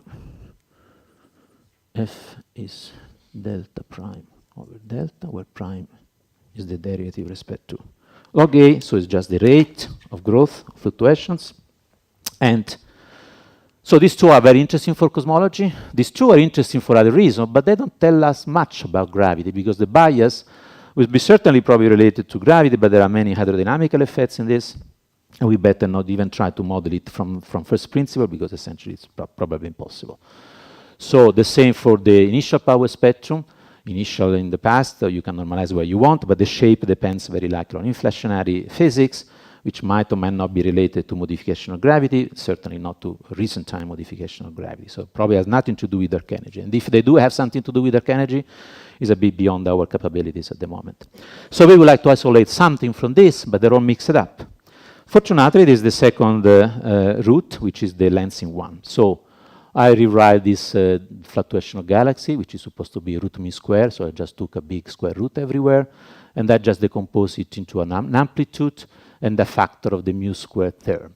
So there are these two quantities here which can be directly measurable, because mu is something I know. Mu is the angle between the wave vector and the line of sight. And I can do something similar with respect to lensing, which I will not have time to discuss, and lensing actually select this combination of quantities. Again, our y, our eta, again, a growth. Again, there are similarities and differences with respect to that, and I call all of this L. So I have three quantities that I can take as measurable, as observable from lensing and clustering. And these are just the observable directly. You don't have to assume anything except linearity and except that you believe in statistical isotropy, and a few very basic assumptions. You can never claim to do physics without assumptions, I guess. So at the end of the day, you can measure three quantities: an amplitude, R, just to remind me, that has to do with redshift distortion, and this L, which reminds us, which is length. So there are three fundamental quantities which essentially exhaust all what you can know about cosmology at the linear level and at the perturbation level. At least as far as I understand the situation, that's all you can know. Then you can define ratios of things. So you simplify what you don't know. For instance, the delta, the shape of the fluctuations as a function of k. You will have to get rid of that. So how do you do that? You get ratios. Now I say I take ratio because I want to show clearly where the signal, where the information comes from. But it doesn't mean that you have to really go there and take ratios. You make a big analysis, efficient metrics, and at the end of the day, if you ask yourself, okay, where the signal is coming from, it actually comes from this combination. And you can see when you take ratio that the unwanted factor just factor out, and the rest is what you are left with. So there are 4 quantities that enter in all of this. This, what I call P1, which is essentially the R over A, which if you work out the equations is F over B, and I put in gray because that plays no role in what I need to say later on. So these are the only possible ratio you can make. There's no other combination. All the others are combination of those combinations. Lensing redshift ratio and redshift distortion rate. And these have to take a derivative with respect to time, which doesn't mean that you have to wait for time, but means that you have to take differences between redshift bins. So these are the combinations that can directly be observed by combining lensing and clustering. This strange combination here, this strange combination there. And then we should not forget that we assumed very early in my lecture notes that the expansion rate can be measured independently with supernovae, and also I spent some time to discuss the velocity field. The question is, can we combine them to test the theory? Can we combine this model-free, model-independent quantities to test the theory? Now we come back to the question that I pointed out a moment ago, matter conservation equation. This is a conservation of matter, so independent of gravity theory, unless we assume that there are some effects on the conservation of matter, which is possible, of course, but this opens another sector of reality, whether matter in terms of galaxy can really actually sort of appear and disappear, not the galaxy themselves, but the matter that combines into gravity, into galaxies. So if you violate the conservation equation, you have to make several little change here and there. Some of them will not complicate much, but that other could be spoil a bit the picture. So let's assume that matter conservation holds true, and only the gravity sector is modified. In that case, that equation is the one you really have to work with. I'm assuming universal gravity. By the way, I'm not assuming the baryons dark matter feel a different gravity, which means I can assume universal gravity, and if I'm worried about local constraints, I invoke a screening mechanism to say I don't see them because they're screened away. If you don't assume universality, then you have to change several things. I don't even know whether overall it's at the end possible to redo exactly the same analysis I'm doing here. Anyway, let me finish this proof of principle. We have this observable, we have this equation, and now you can combine everything. You see, you can take, well, it's not easy to see from here, but you can rewrite this in such a way that you can, for instance, instead of H, you can put E. There is F hidden in the fact that there is a growth in delta. So now I just ask you to believe me. I can redo all the algebra, but if you take this quantity and take this equation, you can rewrite this equation in this way. All the observables are here, and what is left on the other side is just our eta. So let me say that again, because that's a crucial step. If I take observables without any assumption, beside the various assumptions that I'm providing you, but let me call them basic assumptions, not parameterization. So I would like to distinguish between these two things. Without any specific parameterization of a model, then you can rewrite this equation using this observable into another equation, which looks interesting because you have all observational quantity on that side, lensing, redshift distortion, expansion rate, and the theory on that side. And what is the theory? If it is Hordensky, has to have this form. So now that's interesting because we have observable that can directly test your theory. And the theory is pretty general. It's the Hordensky one. And now, this depends on time and space. Now, remember, maybe the time dependence is hidden inside these three functions. But the k-dependence is not hidden at all. It has to be this because it's a quadratic theory. Remember, it's quadratic into derivatives, second-order equations of motion. So the time domain is a bit hopeless, in my opinion, if you want to be general. But the space domain, the k domain, is actually frozen, it's fixed, because you have a second-order equations of motion. So it has to have a k-squared dependence. So the point is, if we are able to measure this quantity and see, first of all, that is different from unity. Remember, unity was the value of Einstein theory. Then if it is different from unity, we have an answer that gravity is modified. And that would not be is modified assuming this, assuming that, assuming a background, assuming a bias. It's really modified in absolute terms. If you can, of course, say that it is different from unity, not because of observational problem, but because you really took into account everything, and then you are. But if, much more than that, if eta has a dependence on k, which is different than the one of Rodensky, then I could claim that the entire Rodensky model is falsified, you know, and physics is about falsifying things. So, if we can discover what this eta is, whether it's different from unity, whether it has a time or a space dependence, we can get interesting conclusions which are almost independent of many parameterization, independent of many things. Now, this is a proof of principle, is the program, and now, of course, there's plenty of things to do to see whether can we really observe that. And now, again, I should spend lots of time in discussing measurements and things, and there are many steps you have to take, and I will not want to go too much into that, but certainly to spend some time on this. So, this is the idea. Can we measure do that? Can we really do that? Well, we did some exercise in various papers. This is one of the last one. It's a bit old already. We should update, I guess. And we did a compilation of available data sets of lensing and growth, and we wrote diagrams of our P3, P2, or E expansion rate quantities. So we extracted this from various literature and from our own analysis. And then in collaboration with Santiago Ana, we tried to make a real estimation of our idea. Oops. And we got something which is totally expected and totally disappointing. The errors are huge. Remember, eta should be unity. Well, unity is within our error bars. Actually, we even found out that depending a bit on the statistical analysis, this estimation changes a bit.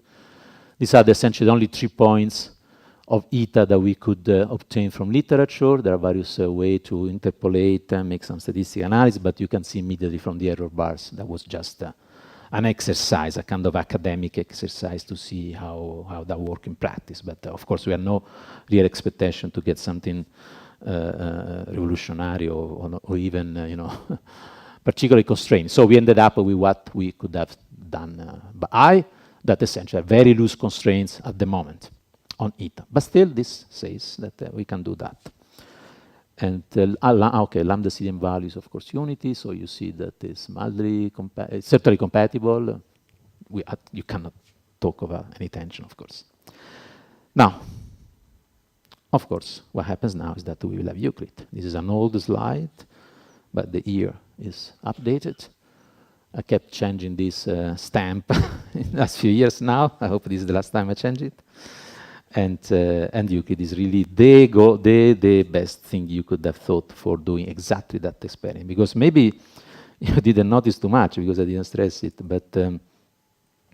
But when you want to do these ratios there, they have to be taken at the same time.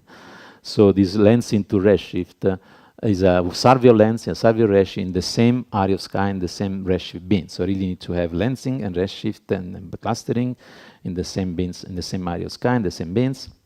So only in that case I can take this ratio in a meaningful way. Only in that case I can make a big Fisher matrix that contains everything and combine to give the signal. So it's actually, you really need something like a Euclid kind of experiment. You do spectroscopy and you can do lensing and clustering at the same time, imaging, and combine them. So if you do that, and make a forecast for Euclid, you end up with numbers and tables, and again, of course, with plenty of tables that I could show, but let's say only, let's assume, of course, I started, I don't know why that all of a sudden became capital letters, there was lowercase letters, H, but they're the same things. And so now, of course, I try to be as general as possible, but I'm not fanatical. I'm happy to model and simplify things. So let's assume instead that eta is the simplest things you can imagine. It's just a constant, not unity, but a constant. So imagine that eta is just dark energy modified gravity, just combining to giving you an isotropic stress, which just happen to be a constant at all times. That's the simplest parameterization, most stringent, most constraining, the most model-dependent parameterization you can produce. Then you get that the error from Euclid will be around 2%, pretty good. And remember, eta is actually very far from 1 is 1/2 for f of r, at least at small scale. So this will be plenty of space to distinguish 1 from 0.5. So to rule out all f of r theories at once, if you can go to the needed small scales. Then you can have that eta varies in z, but only in z and not in k, and then you can have other errors. I don't know if I have big tables, and now, of course, I can go on with plenty of tables. Let's have a look at this one only. Various bins in redshift, you can measure eta, what is it? Of order of 10% change, which is very interesting because it's each redshift independently. You can measure eta to 10%, which means, again, you can rule out many combinations, many theories, and particularly see whether there's an overall modification of gravity, maybe just in some epoch, not necessarily at all redshifts. All right, that essentially concludes most of what I wanted to say in this course, because I think I kind of completed the circle. There's still one thing that at some point I promised you, I guess, which is, I still have plenty of time, I guess, right? Maybe this will be shorter. Good, so there's one thing that I kind of promised you, that I wanted to make a cosmological torsion balance, see whether we can measure the modification of Poisson equation at cosmological scales. Now, for me, the Poisson equation, for these modified gravity models, when you have dark energy acting as an extra interaction, the Poisson equation gives you a mu or a y or a g effective change there. So the idea is, can we measure this? This is the second part of the story. Eta is the main one for me. This is the second one. And then, where is it? And then the idea was this. Remember, we started with laboratory plots of this kind. These are meters, actually millimeters or micrometers, and we wanted to test the existence of this. So it's already big scale, 10 to 12, but meters, so solar system scales. Can we extend this to cosmological scales? That was the idea. And the point is that we can use exactly the question that I mentioned a moment ago. First, I use this equation to get a constraint on eta, because that's how they combine. But now I use the same equation to see whether I can measure y. Now, you will say, of course you can, because you take delta, you see delta's fluctuations, you take a derivative in some way, combining delta at one redshift and delta at another one, and you can essentially observe this, you can observe h, so it looks like it's possible. But the problem is that in order to get the theory out of this equation, so in order to predict what y is or what delta changes if you have a theory, you need, for instance, to know the initial condition, because these are second-order equations, it's not an algebraic equation. So in order to predict what delta is and to compare with observation, I should have initial conditions. And this is something that I wanted to avoid so far. So that's why I argue that y is conceptually a bit less interesting than eta, because in order to get y, you cannot make an argument as the one I did for eta. You have to also assume, you necessarily have to assume something, for instance, initial conditions. Now, every time we write a paper, we always assume initial conditions are known. Fine, I do that myself, of course. But is that really true? Well, that's a strong assumption. Initial condition can mean inflation, can mean early universe, but since we're now observing things at redshift 1 or 2, it also means that I sort of think I know what happened between redshift I observe, let's say 2 or 3, and the infinity and the Big Bang. Do I know really everything did never happen? Yes, if we take standard cosmology, but that's exactly what I'm trying to challenge a bit here. So why it's interesting, but it requires many more assumptions than eta. It is really a proof of gravity. Why is a proof of many things, not just gravity. Still, you can proceed, making some of these reasonable assumptions. You can measure this f sigma 8, which actually my notation is essentially r up to a constant. So my r is essentially f sigma 8, but I actually use, so I use known up to a constant. So you can take all of the observation of f sigma 8, and they also actually, again, this is an overall constant you have to marginalize over. Not as simple as it seems, because this constant is actually, well, okay, it depends on initial condition, but I don't want to discuss that in detail. So as I say, it's more complicated to go this way. You have to make many more assumptions. But still, when you do those relatively realistic assumptions, then you can say that you can measure f sigma 8, which is essentially the derivative of delta, so it's exactly what you need here. So by measuring the growth fluctuation, you can find y, because you essentially say this, and you see this part, and then you can get y, provided you can make a few other assumptions on initial condition. And I remind you again, one of my slides in the second lecture, I think, that's what I like, the way I like to write this y factor. But when you go in real space, that is nothing else. You make a Fourier transform of this quantity here. It's nothing else that the Yukawa correction with an overall factor and a range. So the question is, if I measure y, essentially I'm measuring this. So that's the way to providing a cosmological exclusion plot, which continues this strength and range constraint, but at cosmological scales. Now, this is the strength, this is the range, is exactly the same, and now you see a relay continuing. The form is a bit different because there is a marginalization of an amplitude, which gives you rise to this behavior here. And I'm still learning, you know, this, because people like to put the color in the excluded region. And for some reason, I put the color in the allowed region. I should change my my visualization, but that is what Euclid can exclude, all this range of amplitudes and this range of lambda. I like a lot the idea of producing this kind of exclusion plot because it makes us cosmologists feel a bit like our colleagues on particle physics side. They make this nice exclusion plot for dark matter, and now we can make exclusion plot for dark energy. I like to proceed in this way. Once you have this, you can compare with any theory you like. F of R is a particularly nice and simple theory. The strength is just 1/3, so you have to play with that. Lambda depends on your particular model, so if you have a model of F of R, you can put it there. This will be the lambda, and then your model will be a point here, there, there, there. Every F of R model is a point. Actually, this lambda can depend on time, so maybe any F of R is an evolutionary line somewhere. And depending which range of redshift you use in Euclid, you can say your theory is excluded or not. In the simplest case, in which this quantity is just a constant, then this is F of R, like this, with Q equal 1/3. Oh, sorry, Q is always equal 1/3, but the value of lambda on this line, sorry, I was generalizing a bit. Q is always 1/3 for F of R, so you have to stay on this line, but whether you are here or there, depend on the model. Every other theory of modified gravity will be points or lines in this plot. And then we can do exactly what people do with other exclusion plot of this kind.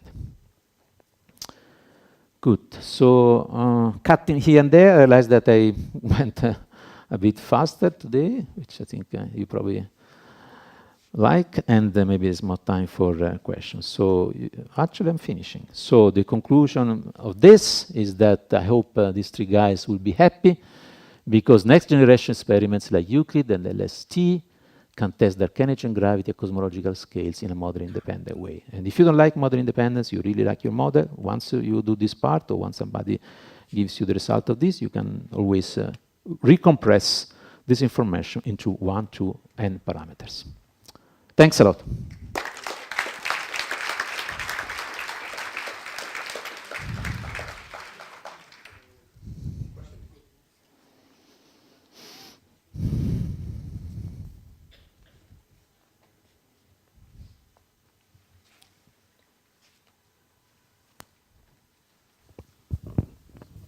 Thank you very much for the very interesting lectures. I have a question about the first part where you say that you measure the peculiar velocities of supernovae. Yes. And at some point you said that you treat the power spectrum as a parameter. Correct. What does this mean exactly from the point of view of the redshift evolution? Do you simply measure it in different redshift bins, or do you need to somehow assume a redshift evolution? No, yes, exactly. So every bin, so we build this Fisher matrix.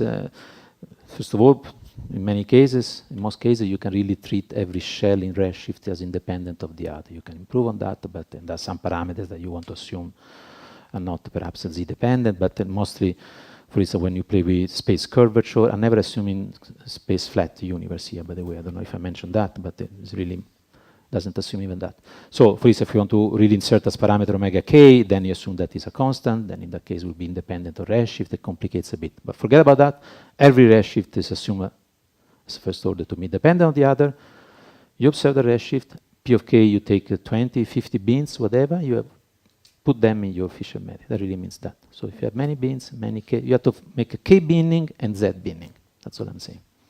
Okay, thanks a lot. Sure. And if I may ask the same question also when you constrain eta, you said that you consider two models. In the first one it's constant, in the second one it varies with redshift. But then in the second case you also consider bins in redshift, you do not assume a specific evolution, right? For eta, yes, as I say, so this is kind of the general program of work, but then you can, you're free to assume anything, but that's only the theory side. Huh? Yeah, That's yeah, on, yeah. So you still assume everything, same binning and every k and z, and then at the end you say my eta is just a constant or is depends only on z, and then you parameterize eta and that binning and z and assume that the same for every k. So, Thank you very much.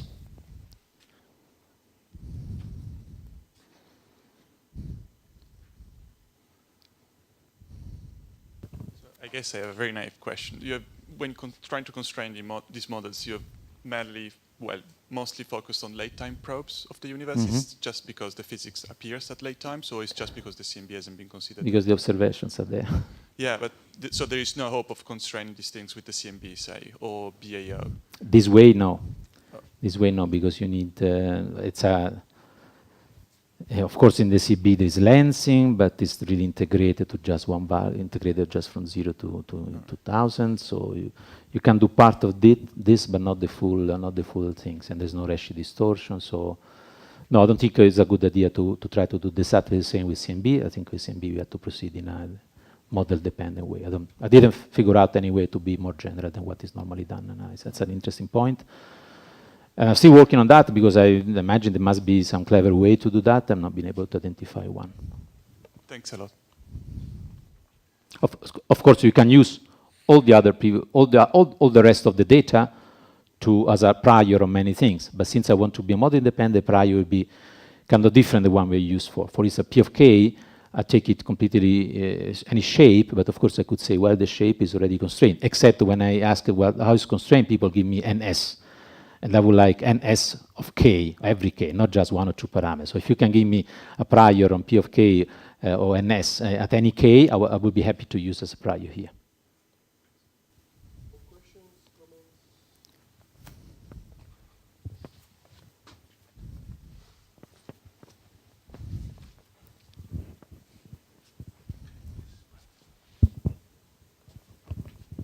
Hi.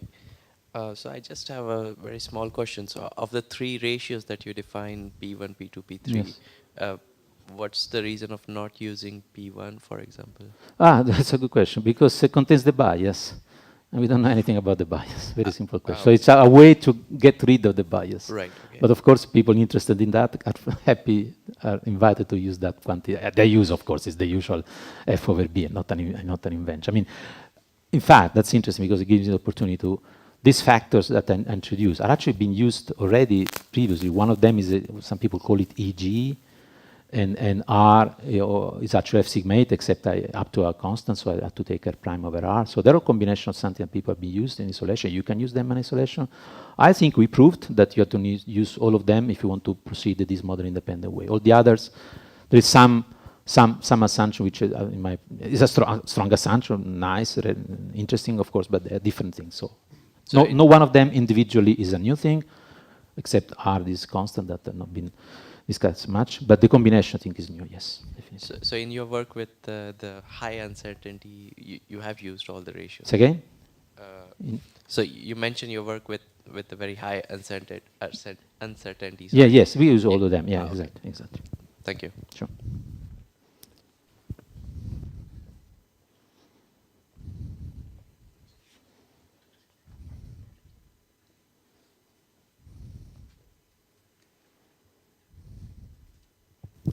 Hello. So, I mean, this is a bit of a general question. I don't know if it makes sense, but I mean, from like naively understanding, if you do an analysis in a model independent way, then you get this to get the same errors as if you were doing it in a model dependent way. You need much more data. Correct. Yes, yeah. right? Absolutely. So, exactly. But the content, the information content is the same. So if I give any people if I give my results, H with all the correlation, or eta with all the correlation of data bins, you should be able to take that and make a projection. People doing Fisher metrics know exactly what I'm talking about. You project into a subdimensional subdimensional parametric space, and you get the same result. Yeah. So it's a different way. You can see all this is a different way of packaging the results in an agnostic way, so that everybody can use it. Or you can just take eta and see what is different from unity. And you write a paper. I discovered the modification of gravity, independent of results, independent of parametrizations. More questions? I actually have my own silly question about this analogy with exclusion plots. Of course, in particle physics we do that, but with the purpose not, of course, we like to exclude things, but we do for the purpose of discovering things.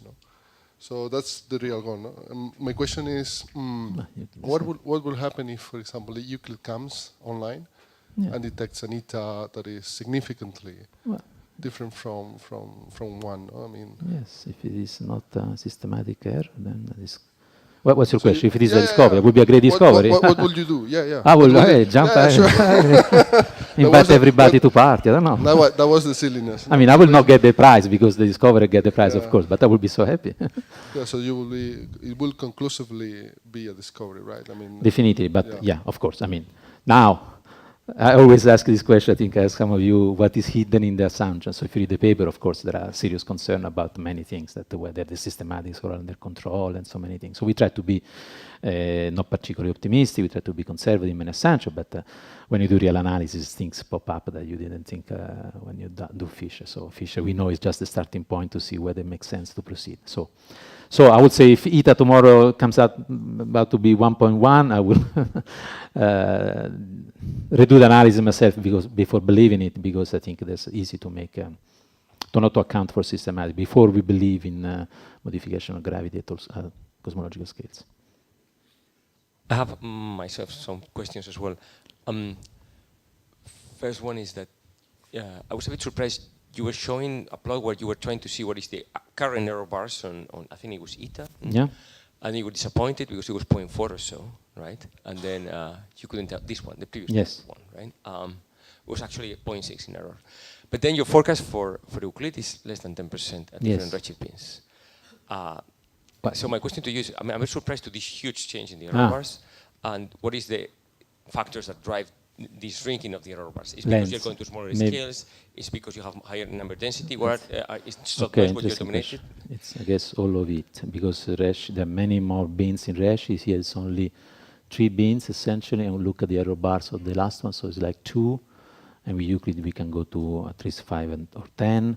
And then the fact that you have full sky, lens, everywhere, every point. So, and also the expansion factor, the rate, which plays a role. Right. That the one I forecasted for Euclid actually assumes also projection of the number of supernovae we will see like in a few years. So I don't remember now which. But I'm overall confused here because here is this BOSS data? These are a collection of data from things in 2018. So you need both the spectroscopic and lensing data. Yeah. Okay, and then because for Euclid, look at the error bars on P2, P3. Yeah, the DRP, but the Euclid, for instance, is just restricted. The spectroscopy is just restricted from redshift 1, as you know, 1.1 up to 1.8 or so. Correct. So it's, I have to use the region only, yes. Right. Definitely. So I'm just surprised to see that the error bars shrink by so much. Anyway, and then you say that you try to set constraints that are in a model-independent way. However, you're doing things in 3D space. In 3D, in 3-dimensional Correct. space, right? So you're assuming some fiduciary cosmology that allows you converting redshifts into distances. Do you think your analysis could be done in 2D, like projecting differentials using angles and redshifts? No. So fiduciary, of course, in Fisher analysis is needed because you're making forecasts, so you have to mean a fiduciary. But the fiduciary will be replaced by real data when you have them. Right. Now, your question is more subtle. Do I need to assume an h and distance or a geometry to do that? No, because I can I can take that into account. Every k will depend with the Alko-Paczynski correction that is included in the analysis already. At least in part of the analysis we did, certainly we include it in all the for instance, when I discuss h with standard candle clustering, all that dependence is taken fully into account. Okay. It's actually part of the signal. That's interesting. Yeah. So one has to distinguish. You assume a fiducia, therefore your result are fiducia dependent, of course. If I'm not assuming a fiducia, if I change a fiducia, some of this error will change a little bit. We expect not to change much. But the fiducia is assumed in the forecast, waiting for the data. Because when, so you don't need the fiducia when you have data. Okay.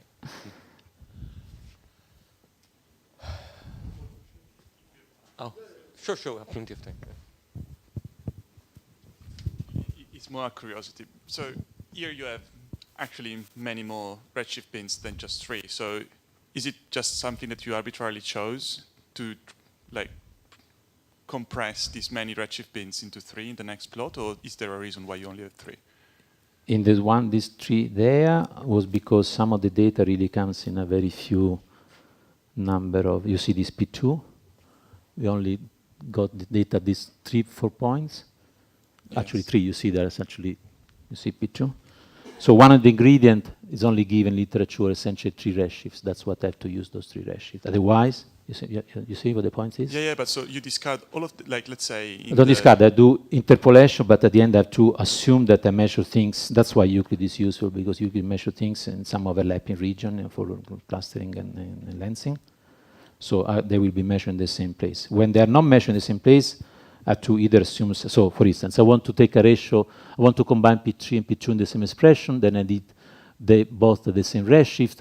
Either I interpolate, imagine I want this one will be somewhere here. I need to interpolate, I cannot read the number, sorry, the values. Well, if I don't have a measurement there, essentially I have to make some interpolation to reconstruct what should have been there. And then there will be, of course, a huge error because of this. That's also part of it. So having just more data a priori wouldn't really help. You need to have the data for the right parameters, like the right observables. Like for instance, if let's say you had an experiment tomorrow that added 100 points in P3, it wouldn't make your error bars on eta significantly better as having 10 points more in P2. Because it will make it significantly better. Better have it, in this case, better have some more data here, so I can use more of these points. Yeah. Then, yeah, you're right. I'm sorry. Right, yeah. Okay. It's a different way of thinking of this kind of experiments, and as I say, it's a general program. But is there a particular like observational way to get more points in P2? Like is a particular objects or physics that one can look at? Or? Well, P2, let me work it out again. You see, is lensing divided redshift distortion. So you need a combination of lensing service and clustering service at the same redshift in order to take, in order for this ratio to be meaningful. Okay. Otherwise, you have to say, I know some different redshift, I extrapolate a bit, and there is, of course, uncertainty attached to that. That's why really, for doing this, as we realize, I mean, it's one of the important things in Euclid, that you can do things at the same place, redshift, same redshift bins, and therefore you can use a combination of proofs that will be impossible in other ways. All right, thanks a lot.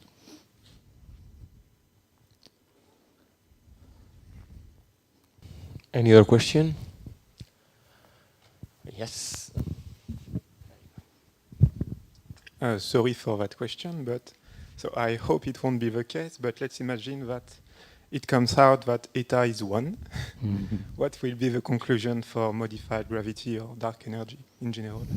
Yeah, it would be, as usual, this kind of, at this point, physics becomes sociology. People will be discouraged to go much beyond that. How can you justify a bigger Euclid to look for what if the previous one just didn't give you anything? If the error is relatively small, of course, it's 1 plus minus 1, then there will be a good case to go beyond. But if it's the same for W, for the question of state. If we keep finding minus 1, plus minus things like that, then at some point it will be hard to justify to get more money, to reduce by a factor of 2, So it's an interesting question, and actually all of physics is facing this, I guess, also in accelerator physics. We have to find reason to justify bigger investment.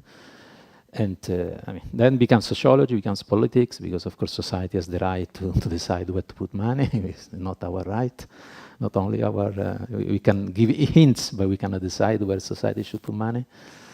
And except as citizens, of course.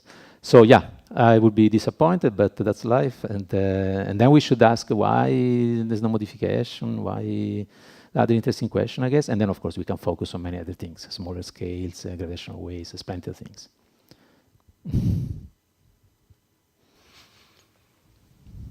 Any other question? I guess we're ready for coffee. Let's thank Thanks Luca for his whole set of lectures.